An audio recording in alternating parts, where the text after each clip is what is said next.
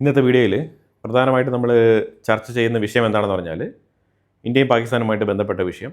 കാരണം പാകിസ്ഥാൻ അതിരൂക്ഷമായ നിലയിൽ ഇന്ത്യക്കെതിരെ യുദ്ധപ്രഖ്യാപനം, അങ്ങനെ തന്നെ പറയാം, ആ രീതിയിലുള്ള പ്രസ്താവനകളൊക്കെ പുറപ്പെടുവിച്ചിട്ടുണ്ട്. പക്ഷേ ഇന്ത്യ അതിനെ മൈൽഡായിട്ട് തള്ളിക്കളഞ്ഞിരിക്കുകയാണ്. അതുപോലെ തന്നെ JD Vance ഇറാനുമായിട്ട് ബന്ധപ്പെട്ട വിഷയത്തിൽ എനിക്കത്ര ഉറപ്പില്ല, കോൺഫിഡൻസ് ഇല്ല എന്നുള്ളൊരു തിരിച്ചറിവിലേക്ക് എത്തിയിരിക്കുകയാണ്. അപ്പോൾ അതുകൊണ്ട് JD Vance പറഞ്ഞിരിക്കുന്നത് ഇറാനുമായിട്ട് ബന്ധപ്പെട്ട ചർച്ചയിൽ എനിക്ക് അത്ര ഉറപ്പ് പോരാ, സോ നിങ്ങളുടെ എനർജി റിസർവ് അത് നിങ്ങൾ കരുതലോടുകൂടി മുന്നോട്ട് കൊണ്ടുപോവുക. മാക്സിമം എനർജി, നിങ്ങൾക്ക് വേണ്ട ഓയിൽ, ഗ്യാസ്, ഇതേപോലത്തെ സംഗതികളൊക്കെ നിങ്ങളുടെ രാജ്യത്തിൻ്റെ റിസർവ് റീഫിൽ ചെയ്യുന്നത് വളരെ നന്നായിരിക്കും. ഇറ്റ് മീൻസ് അത് ഇറാന് കൊടുക്കുന്ന ഇൻഡയറക്റ്റ് ആയിട്ടുള്ള ഒരു ത്രെട്ടാണ്. കാരണം ഇറാനാണെന്നുണ്ടെങ്കിൽ ഇപ്പം ചർച്ചയ്ക്ക് തയ്യാറല്ല, അവർ സ്റ്റബണായിട്ടുള്ള നിലപാടിൽ തന്നെയാണ് തുടരുന്നത്. അതിന് പ്രധാനമായിട്ടും ഇറാൻ്റെ ഉള്ളിൽ നിന്ന് IRGCയുടെ തീവ്ര നിലപാടുള്ള ആൾക്കാർ ഈ മോഡറേറ്റ് IRGC എന്ന് പൊതുവിൽ അവരെ തന്നെ അവർ വിശേഷിപ്പിക്കുന്ന ഒരു 3 പേരുണ്ട് ഇറാനിൽ. ഒന്ന് ഇറാനിയൻ പ്രസിഡന്റ് മസൂദ് പെസസ്കിയാൻ, അതുപോലെ തന്നെ ഇറാൻ്റെ ഫോറിൻ മിനിസ്റ്റർ അബ്ബാസ് അറക്ചി, അതേപോലെ തന്നെ ഗാലിബാഫ് പാർലമെൻറ്റ് സ്പീക്കർ. അതായത് അമേരിക്കയുമായിട്ടുള്ള ബന്ധം കൃത്യമായിട്ട് അവരുദ്ദേശിക്കുന്ന തരത്തിൽ മുന്നോട്ട് പോകുകയാണെന്നുണ്ടെങ്കിൽ ഈ 3 പേർക്കും വലിയ സ്ഥാനമാനങ്ങൾ കിട്ടും, അത് ഉറപ്പാണ്. അപ്പോൾ അതിനോടൊപ്പം ഇവരുടെ വഴിയിലേക്ക് മുജ്തബ ഖൊമേനിയെ കൊണ്ടുവരാമെന്നാണ് ഇവർ ചിന്തിക്കുന്നത്. അപ്പോൾ എന്തായാലും പ്രഖ്യാപിച്ചതുപോലെ 5-ാം തീയതി ആയത്തുൽ അലി ഖൊമേനിയുടെ ഫ്യൂണറൽ സെറമണി നടക്കും എന്നാണ് ഇറാൻ പറഞ്ഞിരിക്കുന്നത്. പക്ഷേ ഇറാൻ്റെ ഉള്ളിലാണെന്നുണ്ടെങ്കിൽ ഈ 3 പേർക്കും എതിരെയുള്ള വികാരം IRGC അനുകൂലികളായിട്ടുള്ള ആൾക്കാരുടെ ഇടയിലുണ്ട്. ഇന്നലെ ഗാലിബാഫ് മാധ്യമത്തിന് ഇൻ്റർവ്യൂ കൊടുത്തിരുന്ന സമയത്ത് ഇറാനിലുടനീളം പ്രതിഷേധങ്ങൾ നടന്നിരുന്നു എന്നുള്ളതാണ് ശ്രദ്ധേയമായി നോക്കിക്കാണേണ്ടത്. അപ്പോൾ ഇറാൻ എന്തായാലും ഇന്നലെ വൈകുന്നേരം ഒമാൻ്റെ തീരത്ത് ഒരു കപ്പലിന് നേരെ ഡ്രോൺ ആക്രമണം നടത്തിയിട്ടുണ്ട്. അത് കഴിഞ്ഞിട്ടും ട്രംപ് ഇറാനുമായിട്ടുള്ള കോൺടാക്റ്റ് നല്ല രീതിയിൽ പോസിറ്റീവായിട്ടാണ് മുന്നോട്ട് പോകുന്നത് എന്നുള്ള പ്രസ്താവനകളൊക്കെ പറഞ്ഞിട്ടുണ്ട്. എനിവേ വെള്ളിയാഴ്ച ആകുമ്പോഴത്തേക്കും ട്രംപും തിരിച്ചടിക്കും. വെള്ളി, ശനി, ഞായർ ഇവരുടെ ഗെയിം തുടങ്ങും, കാരണം സ്റ്റോക്ക് മാർക്കറ്റ് അവധിയാണല്ലോ. പിന്നെ തിങ്കളാഴ്ച തൊട്ട് വീണ്ടും ചർച്ച, പാകിസ്ഥാൻ, ഖത്തർ, ഒമാൻ, ഇങ്ങനെയുള്ള വാർത്തകളൊക്കെ കേൾക്കാൻ പറ്റും. ഇതാണ് ഇപ്പോൾ സ്ഥിരമായിട്ട് നടന്നുകൊണ്ടിരിക്കുന്നത്.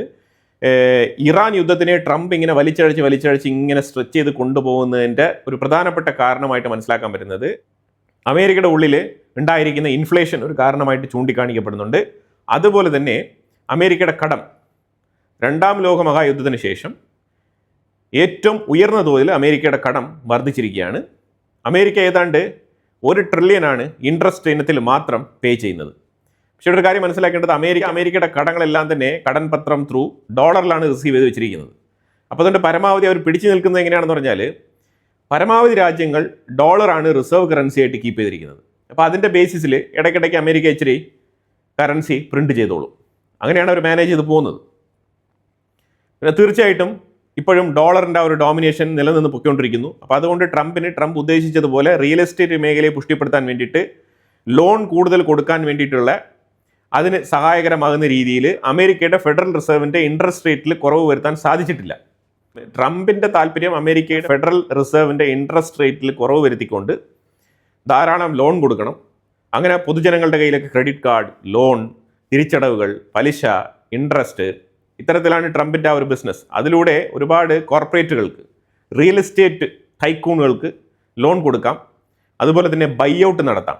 ഇതിനു മുമ്പ് പാപ്പരായിരിക്കുന്ന ആൾക്കാരുടെ പ്രോപ്പർട്ടിയൊക്കെ ബൈ ഔട്ട് നടത്താം. അങ്ങനത്തെ ഒരു പണിക്ക് വേണ്ടിയിട്ടാണ് ട്രംപ് കൃത്യമായിട്ട് ട്രംപിന് പരിചയമുള്ള കെവിനെ കൊണ്ട് ഫെഡറൽ റിസർവിൽ തലപ്പത്തിരുത്തി വെച്ചിരിക്കുന്നത്. ഇതുവരെ ആ അജണ്ട നടപ്പിലാക്കാൻ പറ്റിയിട്ടില്ല. പക്ഷേ അതേസമയം ഇന്ത്യയും ജപ്പാനും നടത്തുന്ന ഒരു മീറ്റിംഗ്, ആ കൂടിക്കാഴ്ചയെ അമേരിക്കയുടെ ഈ ഡെറ്റ് ഇൻട്രസ്റ്റ് 1 ട്രില്യൺ പേ ചെയ്യുന്ന ഈ ഒരു പ്രതിസന്ധി ബാധിച്ചേക്കാം. കാരണം ജപ്പാൻ ഏറ്റവും കൂടുതൽ ബോണ്ടിൽ ഇൻവെസ്റ്റ് ചെയ്തിരിക്കുന്ന ഒരു രാജ്യമാണ് അമേരിക്കയുടെ ഉള്ളിൽ. അപ്പോൾ അതുകൊണ്ട് തന്നെ ജപ്പാൻ്റെ ഇൻവെസ്റ്റ്മെൻറ്റുകൾ ഏറ്റവും കൂടുതൽ അമേരിക്കയിലേക്ക് വരണമെന്നുള്ളതാണ് അമേരിക്കയുടെ താല്പര്യം. അമേരിക്കയ്ക്കാണെന്നുണ്ടെങ്കിൽ അവരുടെ GDPയുടെ 101% അവരുടെ കടം വർദ്ധിച്ചിരിക്കുന്നത്. GDPയുടെ 101%, ചരിത്രത്തിലാദ്യമായിട്ടാണ്. മേക്ക് അമേരിക്ക ഗ്രേറ്റ് അഗൈൻ എന്ന് പറഞ്ഞുകൊണ്ട് വന്ന ട്രംപ് ഫൈനാൻഷ്യൽ മേഖലയിൽ ഒന്നും തന്നെ ചെയ്യാൻ പറ്റാതെ മുന്നോട്ട് പൊയ്ക്കൊണ്ടിരിക്കുന്ന ഒരു സാഹചര്യമാണ്. ജപ്പാൻ്റെ കടമോ? ജപ്പാൻ്റെ കടം 205%. ജപ്പാൻ്റെ GDPയെ കമ്പയർ ചെയ്ത് നോക്കുമ്പോഴത്തേക്കും 205% ജപ്പാൻ്റെ കടം. പക്ഷേ ജപ്പാൻ്റെ കടത്തിനും അമേരിക്കയുടെ കടത്തിനും ഒരു വ്യത്യാസമുണ്ട്. അതിൻ്റെ വ്യത്യാസം എന്താണെന്ന് പറഞ്ഞാൽ ജപ്പാൻ കടം വാങ്ങിച്ചിരിക്കുന്നത് ജപ്പാൻ്റെ ജനങ്ങളിൽ നിന്നുമാണ്. ജപ്പാൻ പബ്ലിക്കിൻ്റെ കയ്യിൽ നിന്നും പബ്ലിക് ഫണ്ടായിട്ട് സ്വീകരിച്ച് അതെല്ലാം തന്നെ ബാങ്കിൽ നിക്ഷേപിച്ച് അത്തരത്തിലുള്ള ഡെറ്റാണ് ജപ്പാനിനുള്ളത്. അപ്പോൾ അതുകൊണ്ട് ജപ്പാനെ അത് ഗ്ലോബൽ മാർക്കറ്റിൽ ബാധിക്കില്ല. അപ്പം അമേരിക്കയുടെ ഫെഡറൽ റേറ്റിൻ്റെ ഇൻട്രസ്റ്റ് റേറ്റ് കുറയാത്തത് കൊണ്ട് തന്നെ ഗോൾഡ് റേറ്റ് ഇച്ചിരി കുറഞ്ഞുകൊണ്ടിരിക്കുകയാണ്. ഇന്നലെയും ഗോൾഡ് റേറ്റ് ഇച്ചിരി കുറഞ്ഞിട്ടുണ്ട്. റഷ്യ അമേരിക്കയുമായിട്ട് താരതമ്യം ചെയ്ത് കഴിഞ്ഞാൽ റഷ്യയുടെ GDP വോളിയം കുറവാണ്. അതുപോലെ തന്നെ 19% അവരുടെ ഡെറ്റ്. റഷ്യ 4 വർഷമായിട്ട് യുദ്ധം ചെയ്തുകൊണ്ടിരിക്കുകയാണ്. എന്നിട്ടും 19% മാത്രമാണ് അവരുടെ GDPയെ കമ്പയർ ചെയ്തുകൊണ്ടുള്ള കടം. ഇതിന് 2 കാരണങ്ങൾ പറയുന്നുണ്ട്. ഒന്ന് GDPയുടെ വോളിയം, 2 റഷ്യ മുന്നേ കൂട്ടി തന്നെ പ്രൊഡക്ഷനിൽ ഫോക്കസ് ചെയ്തിരുന്നു എന്നുള്ളത് ഒരു കാര്യം. കഴിഞ്ഞ 4 വർഷമായിട്ട് റഷ്യയുടെ മേളിൽ നിരവധി സാങ്ഷൻസും അതേപോലെ വെസ്റ്റേൺ രാജ്യങ്ങളുമായിട്ടുള്ള ട്രാൻസാക്ഷനുമായിട്ട് ബന്ധപ്പെട്ട വിഷയങ്ങളിൽ തടസ്സം ഏർപ്പെടുത്തിയിരിക്കുന്നത് കൊണ്ടും റഷ്യ സ്വയം പര്യാപ്തതയിലേക്ക് നടന്നു നീങ്ങേണ്ട ഒരു സാഹചര്യത്തിലേക്ക് തള്ളപ്പെട്ടു. സോ അതുകൊണ്ട് അവർ എല്ലാം തന്നെ സെൽഫായിട്ട് കണ്ടെത്തേണ്ട ഒരു സാഹചര്യമാണ് അവരുടെ രാജ്യത്ത് നിലനിൽക്കുന്നത്. സോ അവരുടെ കടം വർദ്ധിക്കുന്നില്ല എന്നുള്ളൊരു ക്ലെയിമും വരുന്നുണ്ട്. ഉക്രൈനുമായിട്ട് ബന്ധപ്പെട്ട ഒരു ഗുഡ് ന്യൂസ് പറയേണ്ടതുണ്ട്. ഇന്നലെ ഒരു കൊച്ചുകുട്ടി, ആ കുഞ്ഞിൻ്റെ ഫാദർ സിംഗിൾ പാരൻ്റാണ്, ആ ഫാദറിനെ ഫ്രണ്ട് ലൈനിലേക്ക് യുദ്ധത്തിലേക്ക് ഉക്രൈൻ കൊണ്ടുപോയിരുന്നു. അത് കഴിഞ്ഞിട്ട് സോഷ്യൽ മീഡിയയിൽ ആ കുട്ടിയുടെ ടീച്ചർ മീൻസ് കെയർ ടേക്കർ പോലത്തെ ഈ അംഗൻവാടികൾ പോലെ ഉണ്ടല്ലോ നമ്മുടെ നാട്ടിലൊക്കെ, അതേ മാതൃകയിലുള്ള ആ ടീച്ചർ കഴിഞ്ഞ ഒരു ദിവസം ഈ കുട്ടിയെ കെയർ ചെയ്തിരുന്നത്.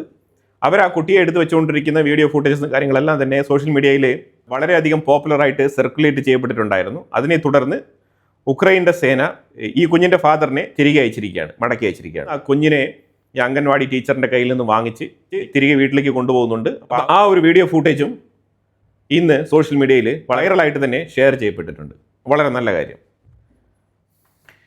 UAE ഒപ്പക്കിൽ നിന്നും പുറത്തു വന്നതിനെ തുടർന്ന് ഇറാഖും ഒപ്പക്കിൽ നിന്നും പുറത്തു വരാനുള്ള തീരുമാനമെടുത്തിരിക്കുകയാണ്. UAE ഇതുവരെ ഒപ്പക്കിൽ ഉണ്ടായിരുന്ന കാലയളവിൽ 3.1 മില്യൺ ബാരലാണ് പെർ ഡേ വിറ്റുകൊണ്ടിരുന്നത്. അതിപ്പം 3.7 മില്യൺ ബാരലായിട്ട് ഉയർന്നിരിക്കുകയാണ്. ഇനിയും ഉയരാൻ സാധ്യതയുണ്ട് എന്നാണ് വിലയിരുത്തൽ. തീർച്ചയായിട്ടും ഉയരും, അതിൽ യാതൊരു മാറ്റമില്ല. കാരണം UAEയോടൊപ്പം 85% എനർജി പുറത്തുനിന്ന് പർച്ചേസ് ചെയ്യുന്ന ഇന്ത്യയാണുള്ളത്. സോ ഉയരാനുള്ള സാധ്യത വളരെ കൂടുതലാണ്. ഇന്ത്യയിലെ ഓപ്പോസിറ്റ് പാർട്ടികളുടെ സൈഡിൽ നിന്നും ഒരു 100-ലധികം പേര് ഒരു കത്തെഴുതി സെൻട്രൽ ഗവൺമെൻറ്റിന് അയച്ചിരിക്കുകയാണ്. അത് പാകിസ്ഥാനുമായിട്ട് ഒരു ചർച്ചയാവാം എന്നുള്ള നിലയിൽ. അതായത് കഴിഞ്ഞ ഒരു 1-2 ആഴ്ചയ്ക്ക് മുമ്പ് ഞാൻ ഏതോ ഒരു മീഡിയയിൽ കേൾക്കാനിടയായി, ഇന്ത്യൻ ഗവൺമെൻറ് പാകിസ്ഥാനുമായിട്ട് ചർച്ച നടത്താൻ വെമ്പൽ കൊണ്ടിരിക്കുകയാണ്, അതുകൊണ്ട് ചർച്ച നടത്തിയേ പറ്റൂ എന്നുള്ള തരത്തിലൊക്കെ ആരൊക്കെയോ അടിച്ചിറക്കിയായിരുന്നു വാർത്തകൾ. എനിവേ അതൊക്കെ മാറ്റി നിർത്തിക്കൊണ്ട് ഇതാ ഓപ്പോസിറ്റ് പാർട്ടികൾ കൃത്യമായിട്ട് ഒപ്പിട്ട് കത്ത് സെൻട്രൽ ഗവൺമെന്റിന് അയച്ചു വെച്ചിരിക്കുകയാണ്. പാകിസ്ഥാനുമായിട്ടുള്ള വിഷയം ചർച്ചയിലൂടെ പരിഹരിക്കാമെന്നിട്ട്. പാകിസ്ഥാനിൽ നിന്നുമുള്ള ലോബിയിങ്ങിന്റെ ഭാഗമായിട്ട് ഇന്ത്യക്കുള്ളിൽ ഇങ്ങനെ ആൾക്കാർ കത്തെഴുതി കൊടുക്കുന്നതാണോ എന്നുള്ളത് എനിക്കറിയില്ല. കാരണം ഇൽഹാൻ ഉമറുമായിട്ടൊക്കെ ബന്ധമുണ്ട് ഓപ്പോസിറ്റ് പാർട്ടികൾക്ക്. ഇൽഹാൻ ഉമറുമായിട്ട് രാഹുൽ ഗാന്ധിക്ക് ബന്ധമുണ്ട്. രാഹുൽ ഗാന്ധി അമേരിക്കയിൽ പോയ സമയത്ത് കശ്മീർ ആക്ടിവിസ്റ്റ് എന്ന് പറഞ്ഞുകൊണ്ട് മീറ്റ് ചെയ്ത ആൾക്കാരിൽ സൊമാലിയക്കാരിയായിട്ടുള്ള ഇൽഹാൻ ഉമറും ഒരു വ്യക്തിയാണ്. ഞാൻ വേണമെങ്കിൽ ഫോട്ടോ ഇവിടെ ഷെയർ ചെയ്യാം. ഇതിൽ രാഷ്ട്രീയം കലർത്തേണ്ട ആവശ്യമില്ല, ഇത് യാഥാർത്ഥ്യമാണ്. പക്ക നാഷണലിസ്റ്റ് വാർത്തയായിട്ട് കണ്ടാൽ മതി. കാരണം ഇത് കശ്മീരുമായിട്ട് ബന്ധപ്പെട്ടതാണ്, പാകിസ്ഥാനുമായിട്ട് ഇൻവോൾവ് ആകുന്ന ഒരു വിഷയം കൂടിയാണ്. അപ്പോൾ അവിടെ ഇൽഹാൻ ഉമറിനെ പോയി മീറ്റ് ചെയ്യേണ്ട ഒരു ആവശ്യമില്ല. കാരണം രാഹുൽ ഗാന്ധി ഇന്ത്യയിൽ ഒരു ഓപ്പോസിറ്റ് പാർട്ടി ലീഡറാണ്, അന്നും ഇന്നും പ്രതിപക്ഷ പാർട്ടി നേതാവായിട്ട് അറിയപ്പെട്ടുകൊണ്ടിരിക്കുന്ന വ്യക്തിയാണ്. ആ സാഹചര്യത്തിൽ ഇൽഹാൻ ഉമറിനെ പോയി കാണേണ്ട ഒരു ആവശ്യമില്ലായിരുന്നു. ആരെങ്കിലും ഇത്തരത്തിൽ ഇന്ത്യൻ പൊളിറ്റീഷ്യൻസിനെ കാണാൻ വേണ്ടിയിട്ട് വരുന്നുവെങ്കിൽ അവരുടെ ചരിത്രം കൃത്യമായിട്ട് ഒരു 2 ലൈനിലെങ്കിലും ആരുടെയെങ്കിലും ചോദിച്ച് മനസ്സിലാക്കിയിട്ടേ മീറ്റ് ചെയ്യാനുള്ള പെർമിഷൻ കൊടുക്കാവൂ. ഇല്ലാന്നുണ്ടെങ്കിൽ ഇവിടെ നിരപരാധികളായിട്ടുള്ള പല രാഷ്ട്രീയക്കാർക്കും ഇതേപോലെ പെണ്ണ് കേസുകൾ വരാറുണ്ട്. ഞാനിതിപ്പോൾ പെണ്ണ് കേസായിട്ട് പറയുന്നില്ല, പക്ഷേ പാകിസ്ഥാനുമായിട്ട് ബന്ധപ്പെട്ട് ഈ ലേഡി POKയിൽ സന്ദർശനം നടത്തിയിട്ടുണ്ട് ഇൽഹാൻ ഉമർ. പാകിസ്ഥാൻ്റെ ISIയുടെ അച്ചാരം ഏറ്റുവാങ്ങി അവരുടെ ബ്രാൻഡ് അംബാസഡറായിട്ട് POK മേഖല സന്ദർശിച്ച വ്യക്തിയാണ് ഈ ഇൽഹാൻ ഉമർ. ആ ഇൽഹാൻ ഉമറുമായിട്ട് വളരെ കൂളായിട്ട് ഷേക്കൻഡൊക്കെ കൊടുത്ത് സംസാരിച്ചിട്ട് വന്ന വ്യക്തിയാണ് രാഹുൽ ഗാന്ധി. ഇപ്പം റിട്ടേൺ കത്ത് അയച്ചിരിക്കുകയാണ് സെൻട്രൽ ഗവൺമെന്റിലേക്ക്, പാകിസ്ഥാനുമായിട്ട് ചർച്ചയാവാം എന്നുള്ളത്. ചർച്ചയാവാം, കുഴപ്പമൊന്നുമില്ല. പക്ഷേ ഗവൺമെന്റ് പറഞ്ഞിരിക്കുന്നത് ചില നിർദ്ദേശങ്ങളാണ്. പാകിസ്ഥാനുമായിട്ട് ചർച്ചയാവാം, പ്രശ്നമൊന്നുമില്ല. പാകിസ്ഥാൻ ചെയ്യേണ്ട വിഷയം എന്താണെന്ന് പറഞ്ഞാൽ പാകിസ്ഥാൻ ഇന്ത്യ ഒരു ലിസ്റ്റ് അങ്ങോട്ട് തരും. അതിൽ കുറേ തീവ്രവാദികളുടെ പേരുണ്ട്. ആ പേരിലുള്ള കംപ്ലീറ്റ് ആൾക്കാരെയും ഇന്ത്യക്ക് കൈമാറുക. തീവ്രവാദം ഇനി നടപ്പിലാക്കില്ല എന്നുള്ളൊരു ഉറപ്പും കൂടി എടുക്കുക. ആ ഉറപ്പ് ഇന്ത്യക്കും കൂടി തരണം. നമുക്ക് ചർച്ചയാവാം. ഇന്ത്യൻ ഗവൺമെൻറ് ഡിഫൻസുമായിട്ട് ബന്ധപ്പെട്ട് ഏതെങ്കിലും തരത്തിൽ ഒരു തീരുമാനം എടുത്തിട്ടുണ്ടെങ്കിൽ ആ തീരുമാനത്തിനെ ഏതെങ്കിലും തരത്തിലൊരു നെഗോസിയേഷൻ വേണ്ടിയിട്ട് ഉപയോഗിച്ചൂടെ? അതിന് പകരം വെറുതെ വിളിച്ച് ചർച്ചയാവാം. നമ്മളെന്ത് ചായ കുടിച്ചിട്ട് ചർച്ച നടത്താനാണോ? ഇതെന്ത് ഇറാൻ അമേരിക്ക വാർ മീഡിയേഷനാണോ? ഒരിക്കലുമില്ല. ഇന്ത്യ ഒരു ഡിസിഷൻ എടുത്ത് കൃത്യമായിട്ട് പറഞ്ഞിട്ടുണ്ടെങ്കിൽ അതിന് അതിൻ്റെതായിട്ടുള്ള കാരണങ്ങളുണ്ട്. ഇപ്പം ഇതിൽ തന്നെ നോക്കൂ, ജിലം, ജനാബ്, രവി ഈ റിവറുകളിൽ നിന്നാണ് കൃത്യമായിട്ട് പാകിസ്ഥാന് വെള്ളം പൊയ്ക്കൊണ്ടിരിക്കുന്നത്. ഇപ്പം നമ്മൾ ഓൾമോസ്റ്റ് ഒരു 6 മാസം കൊണ്ട് ഈ ഹൈഡ്രോ ഇലക്ട്രിക് പ്രോജക്റ്റ് പൂർത്തിയാക്കും. ഈ ഡാം പണി പൂർത്തിയാക്കും. ആ വെള്ളം ഡൈവേർട്ട് ചെയ്ത് നമ്മൾ പുതുതായിട്ട് ഇന്ത്യയിലേക്ക് വഴിതിരിച്ച് വിടുന്ന ആ റൂട്ടിലാണ് നമ്മൾ ഹൈഡ്രോ ഇലക്ട്രിക് പ്രോജക്റ്റ് ഒക്കെ സ്ഥാപിക്കുന്നത്. അതായത് ഒരിക്കലും ഈ ഹൈഡ്രോ ഇലക്ട്രിക് പ്രോജക്റ്റ് കഴിഞ്ഞിട്ട് വെള്ളം പാകിസ്ഥാനിലേക്ക് പോയില്ല. പാകിസ്ഥാനിൽ നല്ല രീതിയിൽ ഡ്രൈഡ് ഔട്ടാണ്. പാകിസ്ഥാനാണെന്നുണ്ടെങ്കിൽ ഇന്നലെ മീറ്റിംഗ് നടത്തിയിട്ട് അവർ പറഞ്ഞ വിഷയം എന്ന് പറഞ്ഞാൽ 50% ഞങ്ങളുടെ കാർഷികോൽപ്പന്നങ്ങളുടെ ഉൽപ്പാദനം തടസ്സപ്പെട്ടിരിക്കുകയാണ്. 50% ഞങ്ങളുടെ അഗ്രികൾച്ചർ മേഖലയിലുള്ള അൺഎംപ്ലോയ്മെൻറ്റ് വർദ്ധിച്ചിട്ടുണ്ട്. അതിന് കാരണം ഇന്ത്യയാണ്. പാകിസ്ഥാൻ മുന്നോട്ട് പോകുന്നില്ല എങ്കിൽ അതിന് പ്രധാനപ്പെട്ട കാരണം ഇന്ത്യ എടുത്തിരിക്കുന്ന നിലപാടാണെന്നാണ് അവർ മുന്നോട്ട് വെക്കുന്ന ആശയം. അതായത് ഈ വെള്ളം അവർക്ക് തുറന്നു കിട്ടാൻ വേണ്ടിയിട്ട് അവർ കാണിക്കുന്ന കോപ്രായങ്ങളാണ് ഇതൊക്കെ. ഈ വെള്ളം തുറന്നു വിട്ടാൽ തന്നെ സിന്ധ്, പഞ്ചാബ് പ്രൊവിൻസിലുള്ള ആൾക്കാരാണ് ഇതുകൊണ്ട് കൃഷി നടത്തുന്നത്. അപ്പം ഇവിടെ ശരിക്കും ഇന്ത്യ ഈ തീരുമാനം എടുത്ത സമയത്ത്, അതായത് പഹൽഗാം ആക്രമണം നടന്ന ഉടനെ തന്നെ ഇന്ത്യ ഈ തീരുമാനം പ്രഖ്യാപിച്ചു. അതായത് ഇതിന് മുമ്പ് തന്നെ, അതായത് പഹൽഗാം ആക്രമണം നടക്കുന്നതിന് മുമ്പ് തന്നെ ഈ ഇൻഡസ് വാട്ടർ ട്രീറ്റി എക്സ്പയറി ആയി. അത് പുതുക്കുന്നില്ല എന്നുള്ള തീരുമാനം ഇന്ത്യ പഹൽഗാം ആക്രമണത്തിന് മുമ്പേ എടുത്തതാണ്. അത് കഴിഞ്ഞിട്ട് ഇങ്ങനൊരു തീവ്രവാദ ആക്രമണം നടന്നതുകൊണ്ട് അതിനെ ഒരു ആയുധമായിട്ട് ഇന്ത്യ ഉപയോഗിക്കുകയാണ് ചെയ്തത്. പുതുക്കുന്നില്ല എന്നുള്ള തീരുമാനം നമ്മൾ പണ്ടേ എടുത്തു. കാരണം ഇൻഡസ് വാട്ടർ ട്രീറ്റിയുമായിട്ട് ബന്ധപ്പെട്ട് പാകിസ്ഥാനുമായിട്ട് ഒരു നെഗോസിയേഷൻ നടത്തണമെന്ന് തന്നെയാണ് ഇന്ത്യ തീരുമാനിച്ചിരുന്നത്. ഏതെങ്കിലും ഒരു വിഷയത്തിൽ ഒരു കോംപ്രമൈസ് കൊണ്ടുവരണം. അതിന് വേണ്ടിയിട്ടാണ് ഇന്ത്യ സ്ട്രിക്റ്റ് ആയിട്ട് ഈ ഒരു തീരുമാനമെടുത്തത്. നല്ല മഴയാണെന്ന് വെച്ചോ, മൺസൂൺ ടൈമിൽ ഈ വെള്ളം തടഞ്ഞു നിർത്താനൊന്നും പറ്റത്തില്ല. അതങ്ങ് ഒഴുകി പോകത്തേ ഉള്ളൂ. ഇപ്പം നമ്മൾ ഇൻഡസ് റിവറിൽ ഡാം അടച്ചു പൂട്ടി വെച്ചിരിക്കുന്നത് പോലെ നമുക്ക് അങ്ങനെ തടഞ്ഞു വയ്ക്കാനൊന്നും പറ്റത്തില്ല. പക്ഷേ മൺസൂൺ ടൈമിൽ പാകിസ്ഥാനും ഈ വെള്ളം ഓവർഫ്ലോ ആണ്. അവരുടെ നെൽപ്പാടങ്ങളും അവരുടെ കൃഷി സ്ഥലങ്ങളെല്ലാം തന്നെ ഈ വെള്ളം കൊണ്ട് മൊത്തത്തിൽ മുങ്ങിപ്പോകുന്ന അവസ്ഥയാണ്.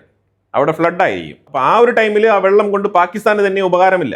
അവർക്ക് വെള്ളം വേണ്ടത് കൃത്യമായിട്ട് ഈ സമ്മർ ടൈമിലാണ്. അപ്പോൾ ആ സമ്മർ ടൈമിലാണ് ഇപ്പോൾ ഇന്ത്യ ഈ വെള്ളം തടഞ്ഞു വെച്ചിരിക്കുന്നത്. ഇനിയിപ്പോൾ ഇന്ത്യയുടെ ഡാം പണി പൂർത്തിയായി ഈ വെള്ളം കൃത്യമായിട്ട് രാജസ്ഥാനിലേക്കും ഹരിയാനയിലേക്കും ഡൈവേർട്ട് ആയി കഴിഞ്ഞാൽ പിന്നീട് പാകിസ്ഥാൻ എത്ര സമരം നടത്തിയിട്ടും കാര്യമില്ല. അവർ ഇന്നലെ മീറ്റിംഗ് നടത്തിയ സമയത്ത് അവരൊരു വീഡിയോ ഫൂട്ടേജ് ഡെമോൺസ്ട്രേഷനൊക്കെ കാണിച്ചുകൊണ്ടാണ് അവർ ഈ മീറ്റിംഗ് ഒക്കെ നടത്തുന്നത്. ഒരു മിസൈൽ കൊണ്ട് ഡാം തകർക്കുന്നത് പോലെയുള്ള വീഡിയോ ഒക്കെ അവർ പ്രചരിപ്പിക്കുന്നുണ്ട്, AI വീഡിയോ ഒക്കെ. ഒരു കാര്യമില്ല. സയ്യിദ് മുഹമ്മദ് മെഹർ അലി, ഇയാളാണ് ഈ ഇൻഡസ് വാട്ടർ ട്രീറ്റി കമ്മിറ്റിയുടെ തലവൻ. പുള്ളി പറഞ്ഞിരിക്കുന്നത് 4 തവണ ഇന്ത്യക്ക് ഇതുമായിട്ട് ബന്ധപ്പെട്ട് കത്തയച്ചിട്ടുണ്ട്. പക്ഷേ ഇന്ത്യയിൽ നിന്നും ഒരു മറുപടിയില്ല. അതുപോലെ തന്നെ അതിൻ്റെ ഉന്നത ഉദ്യോഗസ്ഥരായിട്ടുള്ള ആൾക്കാർ അവർ പറയുന്നത് ഇന്ത്യക്ക് 4 തവണ പാകിസ്ഥാൻ നേരിട്ടും മറ്റുള്ള രാജ്യങ്ങൾ ത്രൂ ഇന്ത്യക്ക് മെസ്സേജ് പലതവണ കൊടുത്തിട്ടുണ്ട്. ഇന്ത്യ റെസ്പോണ്ട് ചെയ്തിട്ടില്ല എന്നാണ് പറഞ്ഞിരിക്കുന്നത്. അപ്പോൾ അതുകൊണ്ട് ഞങ്ങൾക്ക് വേറെ മാർഗ്ഗമില്ല. ഇനിയിപ്പോൾ അടുത്ത നെക്സ്റ്റ് ലെവലിലേക്ക് പോകുക എന്നുള്ളത് തന്നെയാണ് ഞങ്ങളുടെ ഉദ്ദേശം, അതായത് യുദ്ധം. അങ്ങനെ ഇന്ത്യക്കെതിരെ യുദ്ധപ്രഖ്യാപനം നടത്തിയിട്ടിരിക്കുകയാണ് പാകിസ്ഥാൻ. ഏത് നേരത്തും ഒരു തീവ്രവാദ ആക്രമണം, ഇല്ലെങ്കിൽ ഒരു ക്രോസ് ബോർഡർ ആക്രമണം, ഇല്ലെങ്കിൽ ഡ്രോൺ ആക്രമണം, എന്തെങ്കിലും ഒന്ന് പ്രതീക്ഷിക്കാം. പിന്നൊരു വിഷയം എന്ന് പറഞ്ഞാൽ റഷ്യക്കുള്ളിൽ ഉക്രൈൻ എണ്ണപ്പാടങ്ങൾക്ക് നേരെ നടത്തിയ ആക്രമണം ഒരു പരിധിവരെ വിജയം കണ്ടിരിക്കുകയാണ്. അതിന് പ്രധാനപ്പെട്ട കാരണം ഇന്ത്യയിൽ നിന്നും റഷ്യ 60,000 ടൺ ഓയിൽ വാങ്ങിച്ചിട്ടുണ്ട്. ഞാൻ 2 ദിവസങ്ങൾക്ക് മുമ്പുള്ള വീഡിയോയിൽ നമ്മൾ പങ്കുവച്ചിട്ടുണ്ടായിരുന്നു നിരവധി വാഹനങ്ങൾ ഇങ്ങനെ ക്യൂവിൽ കിടക്കുന്നത്. കാരണം ഗ്യാസോലിൻ ഷോർട്ടേജ്, എണ്ണയില്ല.